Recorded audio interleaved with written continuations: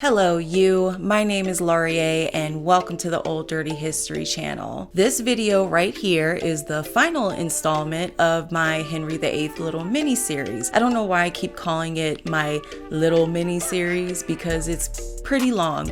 This is part 8. It's kind of bittersweet because I enjoy talking about the Tudors and Henry VIII and I've really enjoyed recording these videos, but at the same time I'm so excited to talk about other things that are not related to Henry VIII or the Tudor period at all.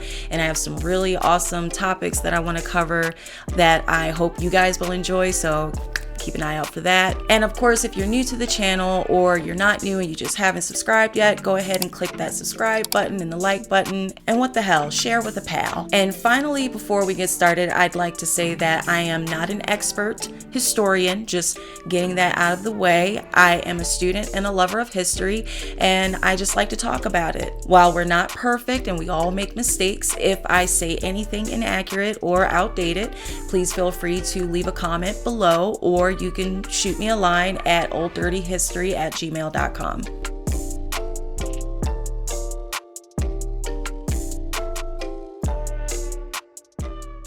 So in part 7, we left off in the year 1540, talking about the downfall of Henry's right-hand man, who was known as Thomas Cromwell. And this happened after Thomas arranged Henry's 4th marriage to a young woman from Germany whose name was Anne of Cleves. Now, Henry agreed to marry her after he commissioned a painting of her by none other than Hans Holbein the Younger. And when he saw that painting, he was like, oh my gosh, I gotta have her. She's fine. This is what I need in my life. Even though we don't speak the same language, we'll work it out. But when Anne actually made it to England, and at this point, Henry was officially engaged to Anne, he saw her and he was like, no, she's not attractive. Matter of fact, she stinks. I wouldn't touch her with a 10-foot pole because, you know, our Henry, he has standards.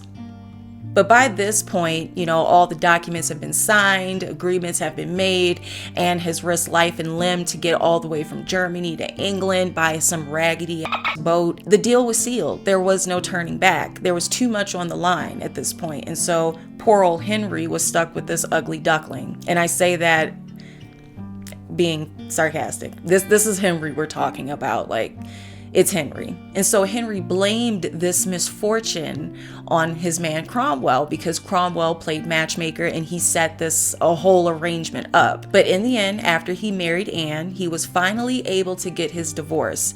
And he moved on to, you guessed it, wife number 5. Due to Cromwell's failed attempt at matching Anne and Henry together for matrimony, he lost his head. Henry executed him. He blamed everything on Cromwell.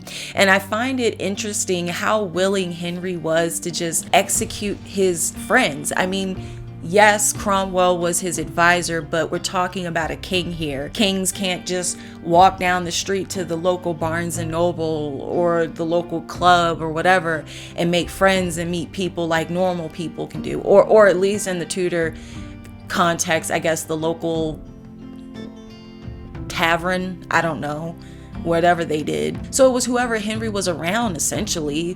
Those were his friends. So I see Cromwell as a friend. So it was weird to me how easy it was for him to just execute friends and lovers. It's just so bizarre, especially after everything Cromwell did for Henry. I mean, Cromwell was his minion. He did all of Henry's bidding. Didn't matter what it was, Cromwell had his back. For example, whenever Henry wanted to go to war, for the dumbest of reasons, Cromwell was right there supporting him. Like when England went to war with Scotland for 8 freaking years in a campaign called the Rough Wooing. That is not a wooing I would want to be a part of. No, thank you. This whole 8-year kerfuffle happened because Henry was trying to unite Scotland and England through marrying his son Edward to Scotland's successor at the time. You may know her as Mary, Queen of Scots. When she was like a little baby, Henry wanted to unite the kingdoms by marrying his son to little Mary. But when Scotland's parliament rejected this whole idea,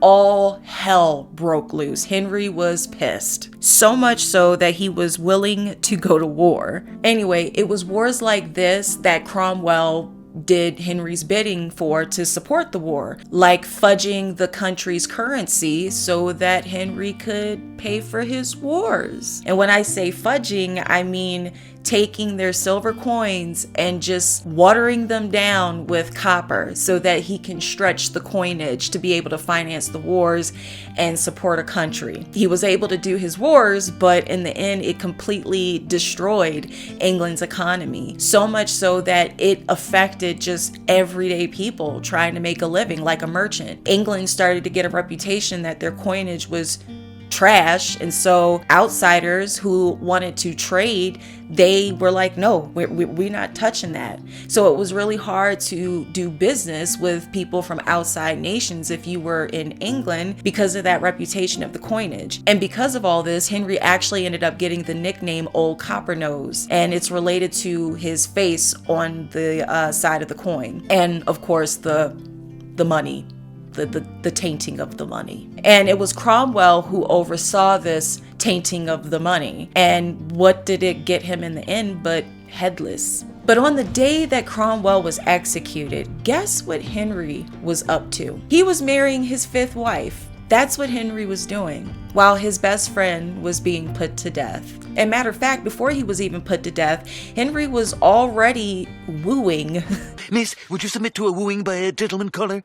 his soon-to-be 5th wife. He already had his eyes on her. He knew what he wanted. He was still married to Anne of Cleves. So while Cromwell is over here clutching his invisible pearls, Henry is trying to get some side booty. And he found his side booty in a very, very young woman named Catherine Howard. Catherine Howard's exact birthday is unknown, but it's believed she was born around the year 1520 or 1523. And this makes her roughly 32 years younger than old stinky leg Henry. Yes, you heard right. Catherine was around 17 when she married Henry, and Henry was in his very, very late 40s. Catherine Howard was actually the second cousin of Henry's second late wife, Anne Boleyn. You do not know how hard it was for me to say that sentence. I literally just attempted like 6 times. Second cousin of his second late wife. It was terrible, okay? She was related to Henry's second wife, Anne Boleyn. That she was her cousin. So literally Henry is completely keeping it in the family through and through. Because remember, and I'm pretty sure I mentioned this in one of my previous videos in this series, but before Henry even started dating Anne, he was actually messing around with her sister, Mary Boleyn, and he actually got her pregnant. I think maybe 1 or 2 children, I can't remember, but this was like the 3rd person in the Boleyn or Norfolk line that Henry was having an intimate relationship with. Catherine Howard was actually one of the ladies in waiting of Anne of Cleves, while Anne was queen, of course, and married to Henry. This happened before, when he was with Catherine, the first Catherine, Catherine of Aragon, my homegirl. When he was with Catherine of Aragon, Anne Boleyn was her lady in waiting. And when he was with Anne Boleyn, Jane Seymour was her lady in waiting. You see the pattern here? In summary, he loved to have a wandering eye towards his queen's ladies in waitings. So Catherine Howard went from serving a queen to literally being a queen. I swear, Henry's life, especially at Tudor court, it's like a freaking soap opera. I swear to God, I'm not making this up. It is legitimately in history books. Catherine caught Henry's eye not long after she arrived at court, and we can count on Anne Boleyn's uncle, the Duke of Norfolk, to take advantage of Henry's attraction to Catherine, just as he did with his late niece Anne Boleyn. This man is always in the middle of something. He is one of the most morally bankrupt, ambitious people who I've seen in history. This man has habitually kind of thrown his female family members to the wolves several times just to try to make a name for himself and get titles and money and the advancement of his family. Wherever there is a Howard, there is always Thomas Howard in the back. Wherever there's a Boleyn, there's Thomas Howard. But of course he was in support of Catherine marrying Henry because this was his niece. And of course this would grant him the same prestige he was getting when Anne Boleyn was married to Henry. It was also his hope that he could use this rejuvenated influence to encourage Henry. Due to Henry's vagueness over whether or not England was a Protestant or a Catholic-based nation, there was a lot of confusion amongst different courtiers and groups and factions in English court. And because of this, a rivalry kind of formed in the court. There was one side that was Catholic, and there was another side that was Protestant or for the Reformation. And so they felt like Henry was still swayable because he really didn't pick a side. You know our Henry, he just kind of goes maybe like 5 toes deep, and then he kind of brings a pinky toe up for a second. And yes, Henry did break from the Catholic Church and he formed the Church of England, but he still practiced and believed in Catholic ideologies. And this caused an effect in court that was was toxic. And so the Duke was part of the Catholic side, and it was his hope that this rejuvenated influence would help him to be able to sway Henry, which essentially means he was hoping he could use his niece to influence the king. I'm not going to go too deep into Catherine's backstory, but I do want to provide a little bit of background on her. I already mentioned that she was born in the early 1520s. Her father was a man named Lord Edmund of the Norfolks, and Catherine's mother's name was Jocasta Culpeper. And this woman gave birth to over 10 children across 2 marriages. And when Catherine's mother died, her father would go on to marry 2 more times. When her mother died and her father remarried, Catherine was around 10 or 12 years old. She found herself in a situation where she was really forced to grow a little too fast for her age, even per Tudor standards at this time, which says a lot. At this age, she was considered to be a young woman, and she was sent off to her step-grandmother's home, the Dowager Duchess of Norfolk, for the remainder of her childhood. Now, the way that Catherine was raised in her step-grandmother's home is very strange to me, and I'm not sure if this is typical of the Tudor period. I feel like it's not, but I don't want to say that for certain because I could be wrong. Her grandmother's home served as a sort of dormitory for young girls and boys from noble or gentle families. They were either related to the Norfolks in some fashion, or they came from poor families. And it was at this home that Catherine completed her education and started to blossom into the young woman she would become. Now, her grandmother offered a home to both boys and girls. And in her home, there was very, very little supervision. I'm talking about minuscule levels. And so take an environment where there's no adult supervision with both young boys and girls, and adults who are in positions of power that work for her grandmother. It's bound to be up because they all lived in close proximity to each other. And it was during this time in Catherine's life where she was constantly accosted by not just young boys, but grown men. Something I noticed that historians like to do, not all, but some, when they describe Catherine Howard, is they describe her as this kind of like young, stupid, kind of naive, carefree young woman. And it really kind of pisses me off. For example, you may or may not be familiar with this guy. His name is David Starkey, and he is a historian, and he specifically focuses on English history, and he's kind of, I guess you'd say, an expert in Tudor history. I actually used to really like him growing up. You might have seen him in documentaries, especially with the BBC, and the guy knows his stuff. He's a racist, I'm just gonna say it straight up, and a misogynist. And when I grew up and I learned what this man was really about, my opinion on him went down the toilet. It is what it is. But one of the resources that I have that I used to support these videos for Henry VIII was his book on the 6 wives of Henry VIII, which I will include in the description box because I do want to include all of my sources. I don't want to promote him, but at the same time, I want to be honest because he does include some interesting information.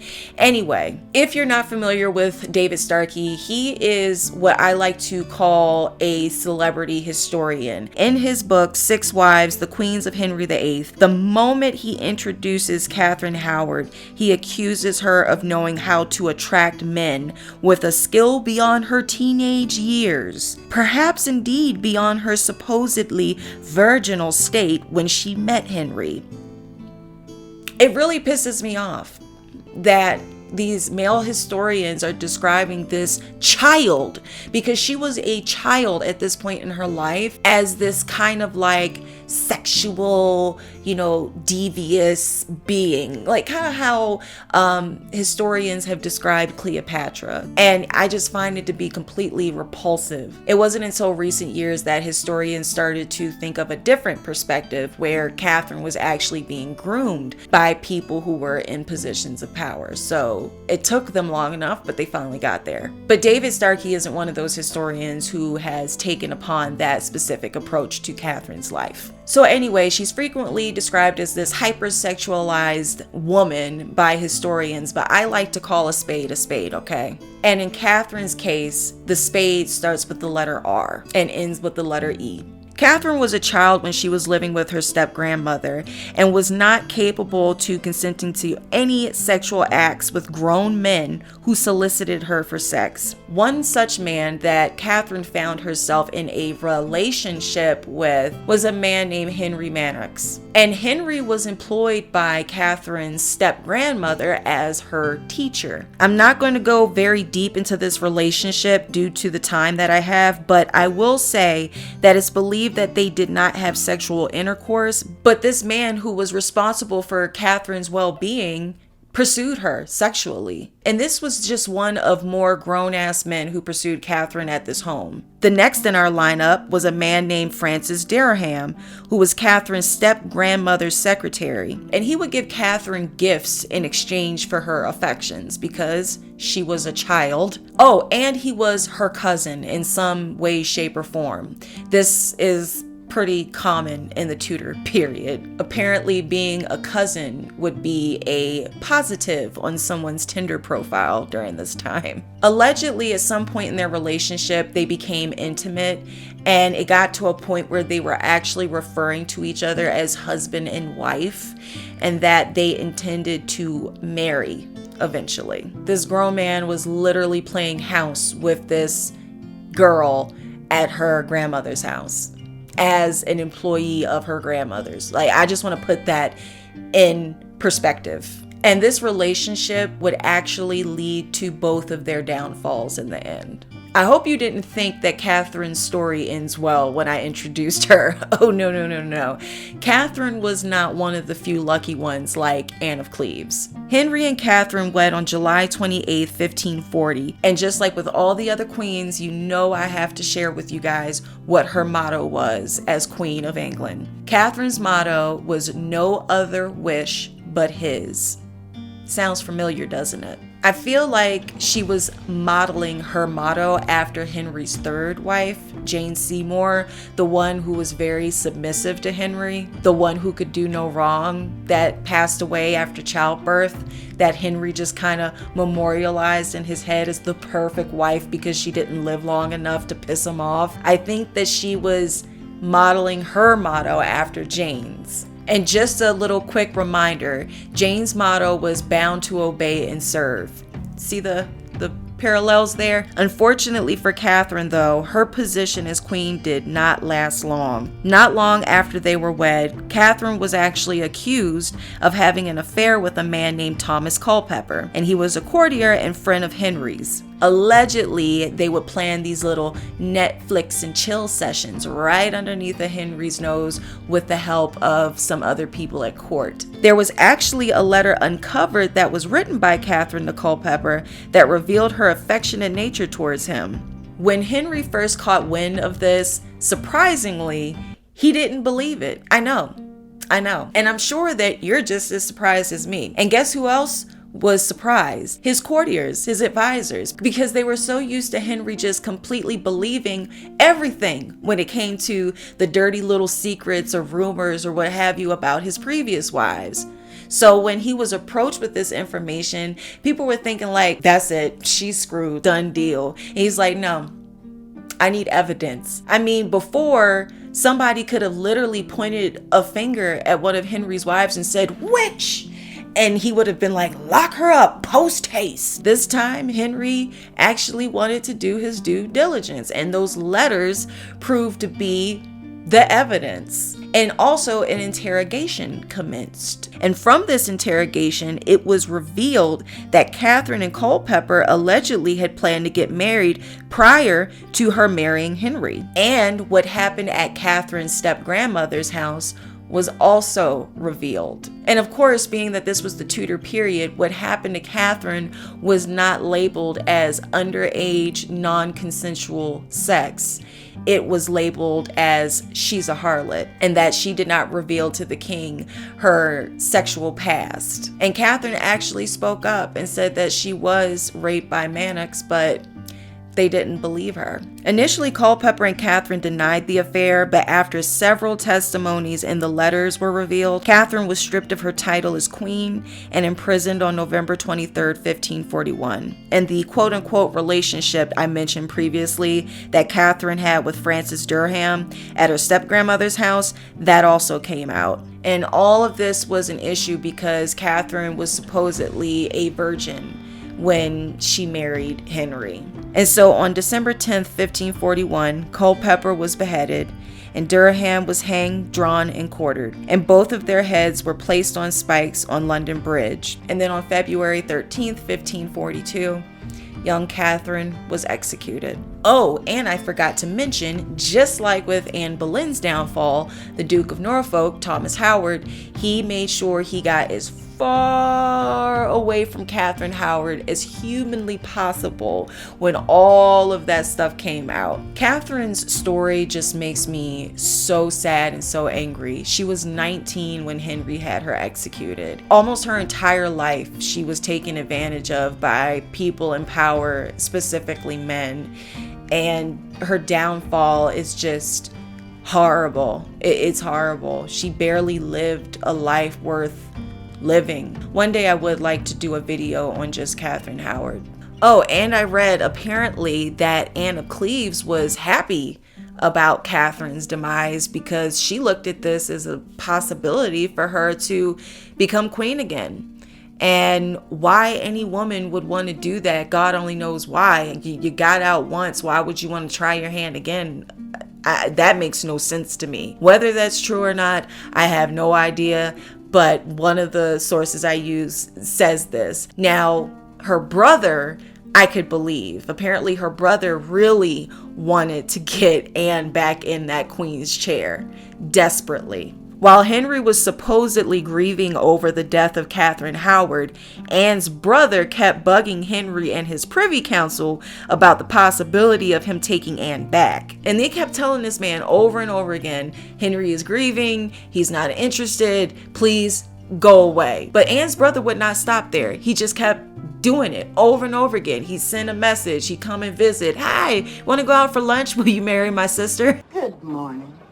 Are you prepared for Jehovah's return? I mean, it was just to the point where Henry got truly pissed off. So much so to the point where Henry was like done with being nice about it. And he's just said, look, I will never, ever marry your sister. Sir, do you remember me telling everybody that your sister stunk and that she was ugly?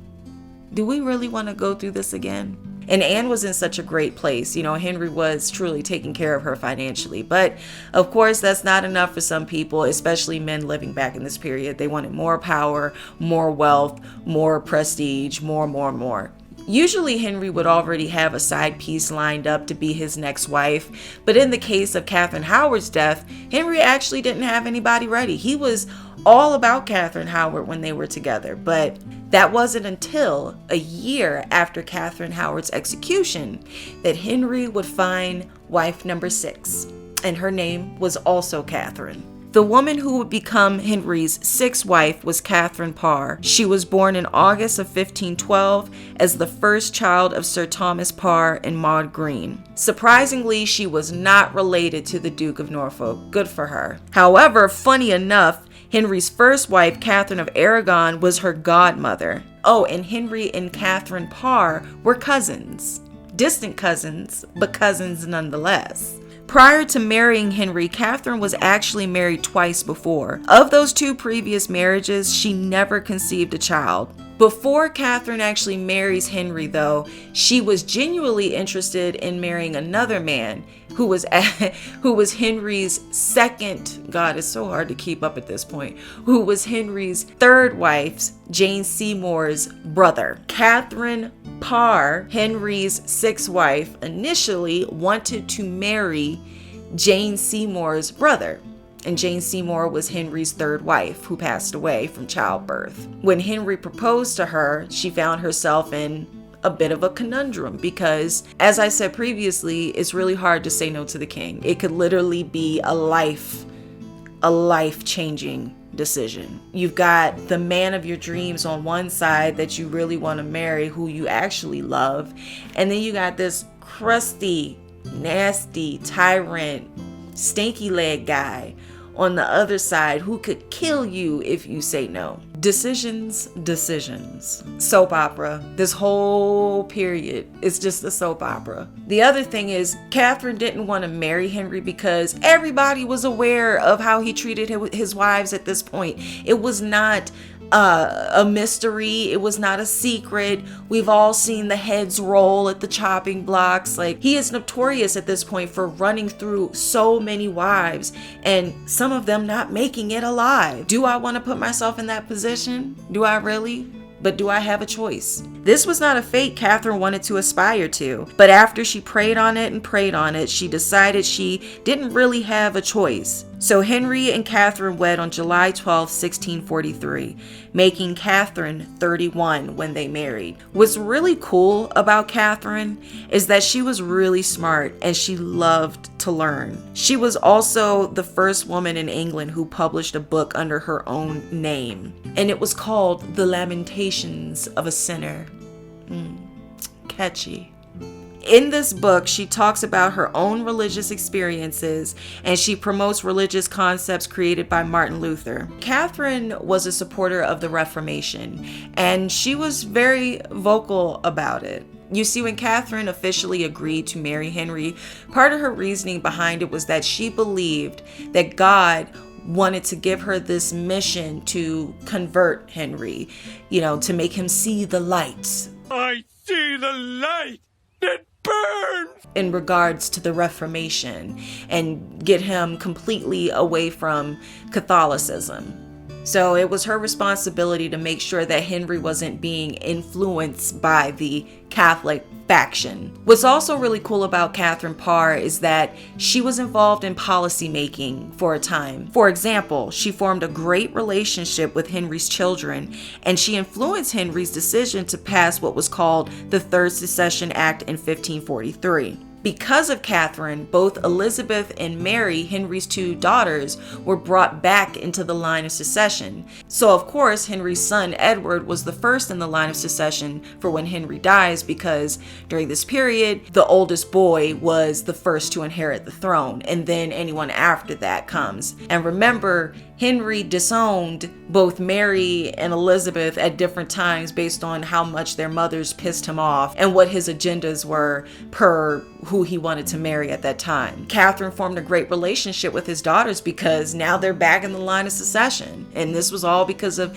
Catherine's influence over Henry. Catherine was also made regent of England by Henry when he went on campaign in France, an unsuccessful campaign, might I add. And she was also able to support Henry's campaign from a distance as regent. So compared to Henry's previous wives, we haven't seen this type of queenly power since Anne Boleyn and Catherine of Aragon. However, just like with Anne Boleyn, Catherine's intelligence, her wit, and her influence ended up becoming her downfall for a time. As I've already stated, Henry's court was severed between two factions, the Catholics and the Protestants. Courtiers who were part of the Catholic faction really felt threatened by Catherine because they knew that she was a reformist and that she was influencing Henry in some way. So they wanted to get rid of her. And it wasn't unreasonable to think that this wasn't possible. Henry has shown us time and time again that he is willing to kick any wife to the curb for any dumb old reason. Catherine was very vocal about her religious views and would often try to speak with Henry about religious topics, more than likely hoping that she could somehow influence him. So in 1546, there was a warrant out for her arrest, but Catherine caught wind of this in time. I'm sure when she found out about this, her heart probably fell out of her asshole. I know mine would have. So she immediately tried to get ahead of this and went straight to Henry to get into his good graces. And it worked. She was very smart. You may be wondering, how the heck did this woman plead her case and prevent herself from getting the axe like so many other women before her? Well, she did something that took a lot of taking your pride and burying it deep, just deep in the bowels of your body, to the point where you've almost forgot it exists. When she went to Henry to face him head on, he tried to get her to talk about religion, kind of like testing her to see what she would say, but she refused. And then she told him that she was weak due to being a woman and that men were superior. I'm very important. I have many leather-bound books. In my head, when I picture Catherine just like getting on her knees and pleading with Henry, I just picture her lip singing for her life. Nay, her legacy. Wig reveal and all, girl. She was just throwing out all the tricks to save her life from this man. What must have really terrified Catherine was the day after she was walking through the gardens having a grand old time with Henry. A guard comes up ready to arrest Catherine because apparently he wasn't made aware of the fact that Catherine was no longer to be arrested. And so Henry puts on a show, because we know our Henry loves to act. He thinks he's an actor. He loves to sing. He loves to be the center of attention. And he goes over to the guy who was supposed to let the guard know that Catherine was to no longer be arrested. And he just acts like a fool, you know. How dare you? This is my wife. Who do you think you are? Blah, blah, blah, blah, blah. You know, acting like this wasn't intentional. And Catherine, being the good, dutiful wife who wants to save her own, goes over and plays pretend with them and just says, you know, oh, it's okay, you know, Your Majesty, it was only a mistake, you know, like just playing along. Because I refuse to believe for a hot second that this wasn't intentional. Henry loves the theatrics we've seen in the past, and I don't think that a mistake was made. I just don't. I feel like Henry was so calculated in the way he would play with people in his life that it was on purpose to scare the shit out of her, in a way to say, hey, just so you know, just like that, I can change everything. Don't get it twisted. I got rid of my other wives. I can get rid of you. You are disposable. But in the end, Catherine had the last laugh, because Henry died on January 28th, 1547, at the age of 55 from renal and liver failure. Henry was responsible for over 57,000 deaths over the course of his 36-year reign. Ain't that some shit? He ended the lives of everyday citizens to members of the clergy and even his own wives and closest friends. Henry so desperately wanted to be remembered for his reign, and it ultimately consumed him. What he's remembered for the most is breaking England away from Rome and marrying 5 women and a child. Oh, and he was the first English monarch to rule over both England and Ireland. The legacy that Henry actually wanted to leave behind would be accomplished by his daughter, who would be known as Elizabeth I. She would be the one who would bring upon a golden age in English history. And that wraps up the Henry VIII series. Yay! I hope you guys enjoyed it. I know I enjoyed it. It's been a long journey.